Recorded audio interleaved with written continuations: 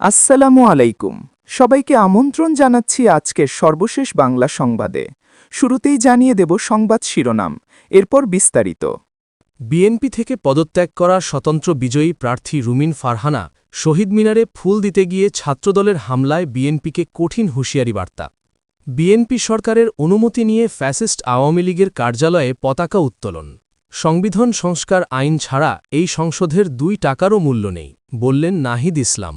ঝাড়ু হাতে রাস্তা পরিষ্কার করলেন জামাত আমের শফিকুর রহমান।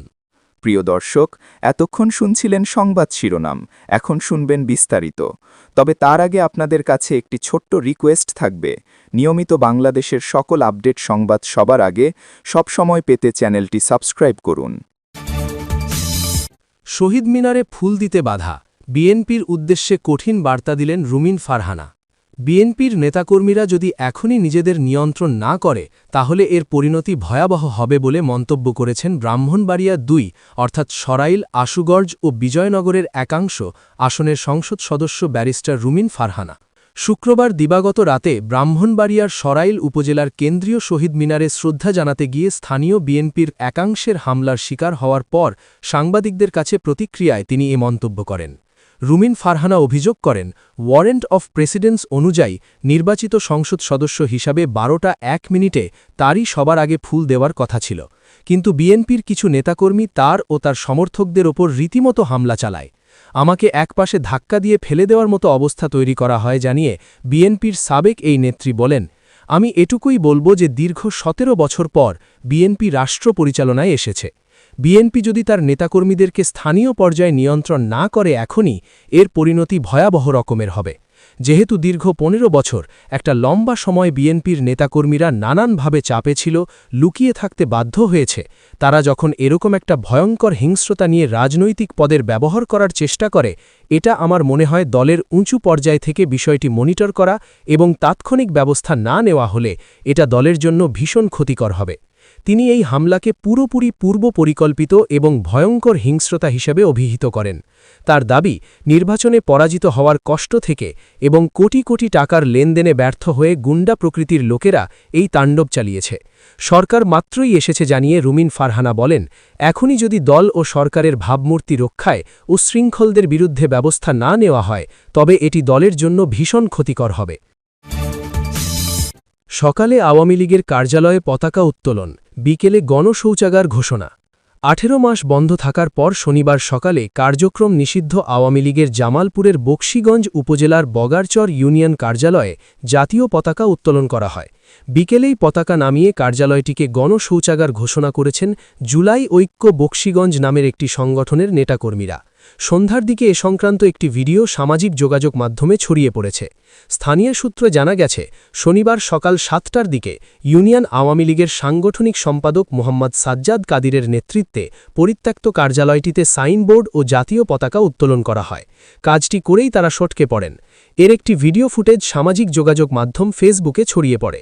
এ ঘটনার প্রতিবাদে বিকেল 5টার দিকে জুলাই ঐক্য বকশীগঞ্জ নামে জুলাই আন্দোলনকারী সংগঠনের নেতাকর্মীরা ইউনিয়ন আওয়ামী লীগের কার্যালয়ে গিয়ে সাইনবোর্ড ও জাতীয় পতাকা নামিয়ে ফেলেন। এরপর সাইনবোর্ডে আগুন দেওয়া হয়। পরে তারা কার্যালয়টিকে গণশৌচাগার ঘোষণা করে ব্যানার লাগিয়ে দেন। এ বিষয়ে জুলাই যোদ্ধা হিসাবে পরিচিত শহীদুল ইসলাম বলেন, আজকের পর বগারচর ইউনিয়নে আওয়ামী লীগের কোনো নেতা বা কর্মী দলীয় কার্যালয় খোলার দুঃসাহস দেখালে তাদের সমুচিত জবাব দেওয়া হবে, আর ওই কার্যালয়কে পাবলিক টয়লেট ঘোষণা করা হয়েছে। অন্যদিকে জয় বাংলা স্লোগান দিয়ে বগারচর ইউনিয়ন আওয়ামী লীগের কার্যালয় খোলার প্রতিবাদে বিক্ষোভ মিছিল করেছেন ইউনিয়ন বিএনপির নেতাকর্মীরা। বিকেল 5:30টার দিকে বগারচর ইউনিয়ন বিএনপির উদ্যোগে সারমারা বাজারে ওই বিক্ষোভ মিছিল বের করা হয়। সংবিধান সংস্কার পরিষদ ছাড়া এই সংসদের মূল্য নেই, বললেন নাহিদ ইসলাম। সংবিধান সংস্কার পরিষদ ছাড়া এই সংসদের কোনো মূল্য নেই বলে মন্তব্য করেছেন জাতীয় নাগরিক পার্টির আবাহক ও জামায়াত নেতৃত্বাধীন 11 দলীয় নির্বাচনী ঐক্যের সংসদ সদস্য নাহিদ ইসলাম। আজ বৃহস্পতিবার বিকেলে রাজধানীর বাংলা মোটরে রূপায়ণ টাওয়ারে দলের কেন্দ্রীয় কার্যালয়ে আয়োজিত একটি সংবাদ সম্মেলনে তিনি এ মন্তব্য করেন। সরকারি দলের সদস্যদের দ্রুত সংবিধান সংস্কার পরিষদের সদস্য হিসেবে শপথ গ্রহণের আহ্বান জানিয়ে নাহিদ ইসলাম বলেন, নির্বাচন প্রক্রিয়া, নির্বাচনে ভোট গ্রহণ সুষ্ঠু হলেও ফলে কারচুপি হয়েছে। সেগুলো সত্ত্বেও আমরা গণতন্ত্রের স্বার্থে, আমরা দেশের স্থিতিশীলতার স্বার্থে, আমরা এই নির্বাচনের ফল মেনে নিয়ে আমরা সামনের দিকে এগোতে দিয়েছি।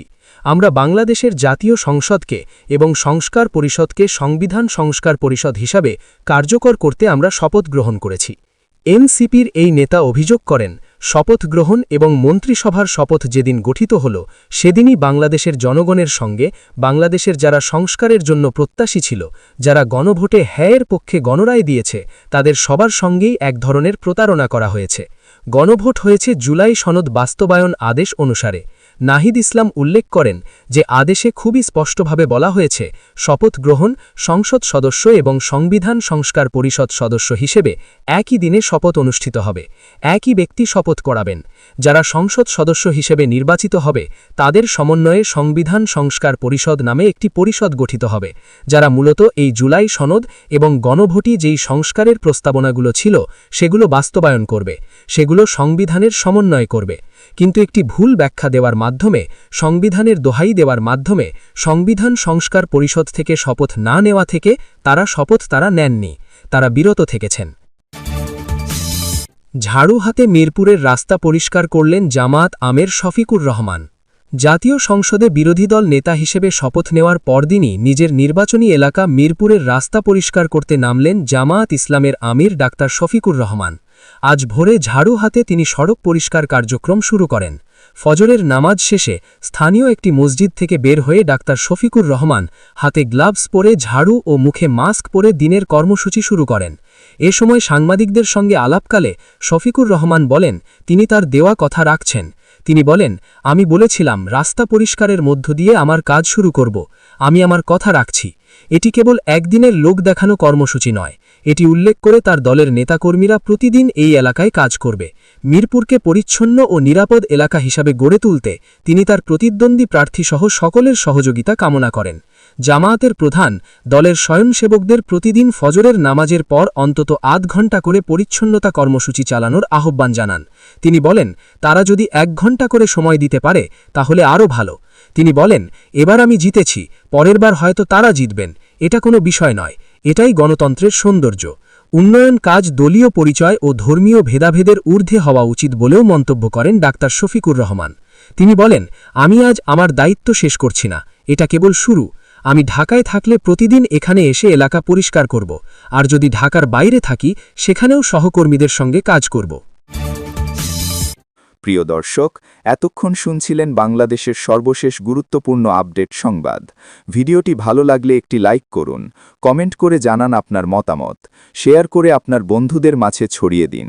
নিয়মিত আমাদের এই চ্যানেল থেকে বিশ্বের সকল আপডেট সংবাদ সবার আগে সব সময় পেতে চ্যানেলটি সাবস্ক্রাইব করে আমাদের সাথেই থাকবেন।